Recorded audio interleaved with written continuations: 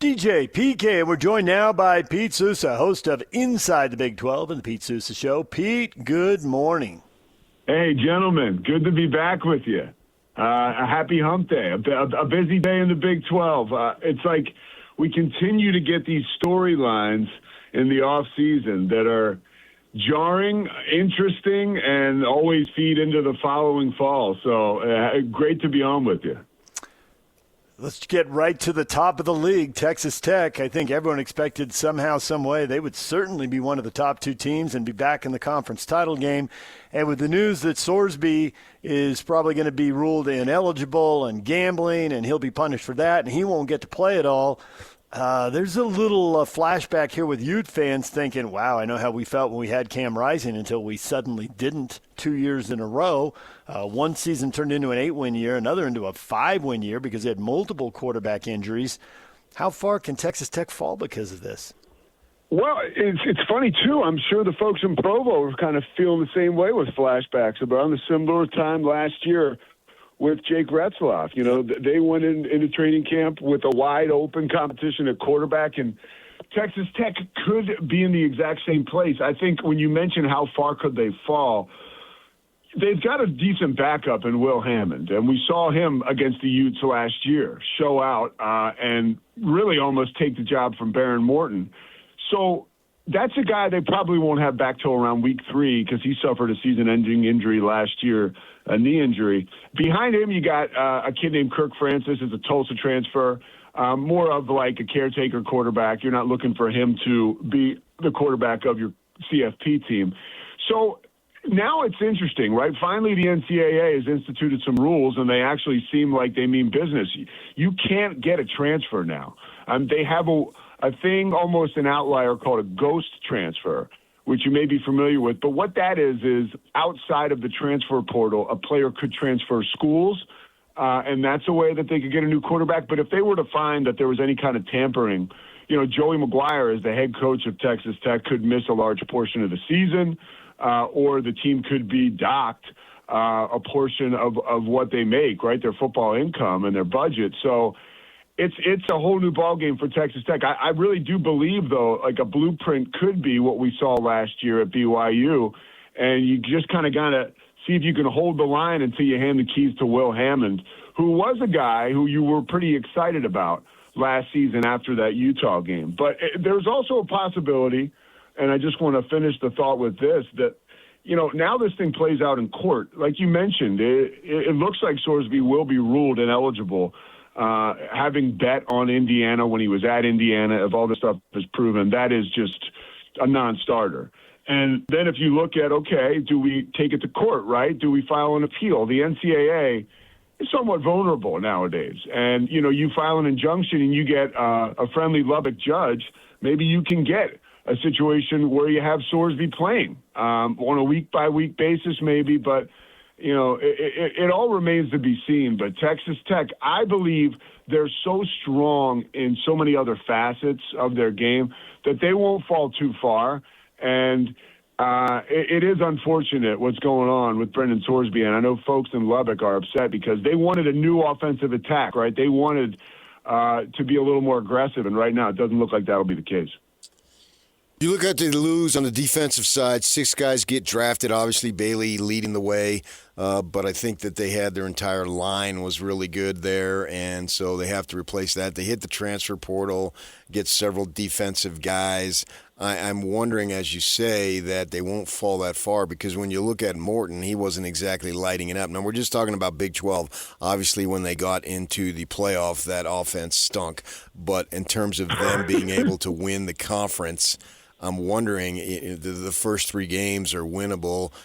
You talk about like the kid from Tulsa, you know, he did have 12 starts, was a walk-on at Tulsa, local kid from Tulsa comes down. If he can just hand off and they can just maintain what they need, Hammond comes back in time for conference, maybe they're okay. I mean, and that's it. They have one of the weakest schedules in the Big 12. People joke around and say like it's a Joey McGuire type schedule. But you got Abilene Christian, Oregon State, and those are your first 2 non-con games. And you start off with Houston, and then you go to Sam Houston. I mean, those are 4 games right there where, maybe Houston's not anybody that's going to roll over, and then you have Colorado in October. So, they've got a soft start, you could say, compared to other teams in the conference where it does set up favorably for them to kind of figure it out before Will Hammond would be able to sort of understand her. And look, that team, it reminds me when I was a kid coming up in college, and, they used to say Florida State and Bobby Bowden, they didn't recruit, they would reload. And that's really what we're seeing from Texas Tech with this budget.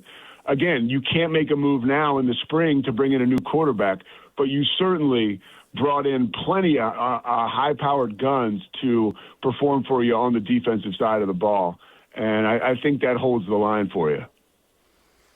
They have a soft schedule in the sense they don't play Utah and BYU, who are second and third behind them in the standings. And they do play 3 teams that were really bad last year. Oklahoma State didn't win a game, Colorado only won 1, and West Virginia only won 2. So those teams have a lot of improvement to do. Maybe they'll do it. Maybe West Virginia will take a big jump in year 2 under Rich Rod. So I get why people are saying it's the soft schedule. But they do play Houston, Arizona, and Arizona State, who all went 6-3 in conference last year. So it's not a complete pass here. No, I'm a little it's not. surprised. Look, the front half of it's pretty light except for that Houston game, and that does give Hammond a chance to get healthy. Yeah, no, and Houston is pretty good. You return Connor Wegman. That team last year was very impressive, and the way that they bounced back every time you thought that you'd see them falter. Quietly, TCU's another team, right? They're the last game of Texas Tech's schedule. There are some teams in the Big 12, like almost you would call sleeper teams, who finished up with 8 or 9 wins last year, who people look at as, okay, that's a softer opponent, but it's really not. And those are sort of the rigors of the Big 12. I think one of the more interesting wrinkles to this story, and you learned this morning that Cincinnati is the possible whistleblower here because there was a $1 million fight over a buyout. And Brendan Sorsby, we had heard about that after he had signed with Texas Tech through the transfer portal. Cincinnati wanted $1 million for a buyout, and there was a fight over that. And no surprise, now this stuff is coming to light. There's two parts to those allegations. One, people feel like Cincinnati may have had information that they covered up, and 2, they were upset about the fact that they weren't getting the $1 million that they deserved, and that they had fought for out of Brendan Sorsby leaving. So there's a legal thing to this too that kind of forced them into this move. People are saying, and also there's one more thing. There's a Big 12 compliance-driven app that basically every student athlete has to download this. And so the Big 12 and other conferences can track your betting. It's called Prohibit or Prohibet. A little play on words there. But so Cincinnati and other folks in the conference were possibly able to monitor some of this stuff and had seen some of it coming, which opens up a question to me, like what took everybody so long? But nevertheless, you could see this stuff more playing out in court. But I was surprised to see that Cincinnati could have had a hand in all this. Again, that's just an allegation now, but it certainly is one that makes sense. Insurance isn't one size fits all. That's why drivers have enjoyed Progressive's Name Your Price tool for years now. With the Name Your Price tool, you tell them what you want to pay, and they'll show you options that fit your budget. So whether you're picking out your first policy or just looking for something that works better for you and your family, they make it easy to see your options. Visit Progressive.com. Find a rate that works for you with the Name Your Price tool. Progressive Casualty Insurance Company and Affiliates. Price and coverage match limited by state law. I'm still a little bit leery that they can't get anybody because Cody Campbell's brother's cousin's uncle's friend can just go to somebody and say, and how can the NCAA stop somebody from over the summer just stop going to class at one school and say, well, I want to go here and I'm just going to go there.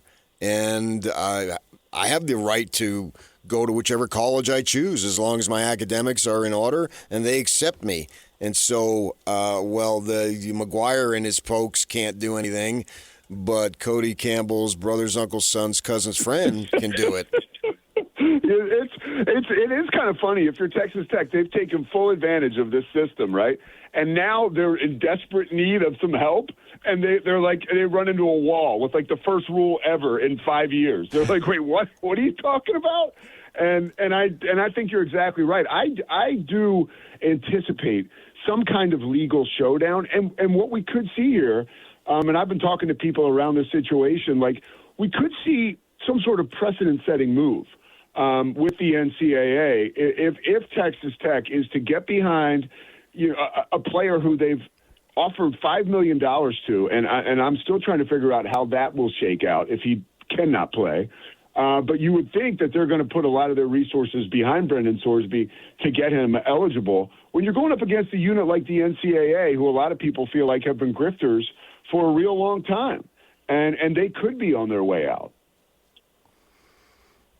And what if everything goes, and that is kind of the Jake Retzlaff to Tulane story, and it worked, that he found his way there in the summer, and they had a great season. So that could play. But let's just assume that they stick with Hammond. He played 8 games last year, but 4 of them are either bad opponents or such a small sample size it doesn't really matter. In 4 games, he was really good against the Utes. He was really mediocre against Oklahoma State, who was terrible, so that didn't tell him anything. He had decent stats against ASU, but they lost. Looks like he was okay running the ball, but not very good throwing against Kansas. I would say Texas Tech doesn't really believe in him. That's why they brought in Sorsby. But do you think, we see freshmen to sophomores, kids improve all the time. Could this all be a blip and Hammond ends up being really good? Do you have a feel for how much he might improve here with another year? I think that it's the same, and that's what frustrates folks at Texas Tech, right? Like, it's going to be sort of the same situation as it was last year with Baron Morton, if Will Hammond were to be the guy, which it looks like that right now with all the rules that we know about. I think that it's more of a caretaker operation. That's kind of a lame term, but like, you don't ask your quarterback to do too much and you lean on the other strength of your team. Now that's a situation that puts Texas Tech right back in that college football playoff disaster that we talked about at the top of this conversation, right? Like, you are pedestrian offensively and you can't score. That is a ceiling that they could hit with a quarterback like Will Hammond. You were hoping a Brendan Sorsby would help you break through that ceiling. So do you have someone that can maintain a status quo at quarterback through the regular season and what we kind of all agree on is a relatively soft schedule? You do. But is he going to take you over the mountaintop or to the mountain, right, and get you over the hump? I don't know. I don't feel great about that. And look, this is where BYU last year had an ace up their sleeve with Bear Bachmeier, because they had a wild card that really no one knew how he would do. And then we see 3,500 total yards, 26 total touchdowns. We couldn't have expected it to be that good. I don't think anyone did.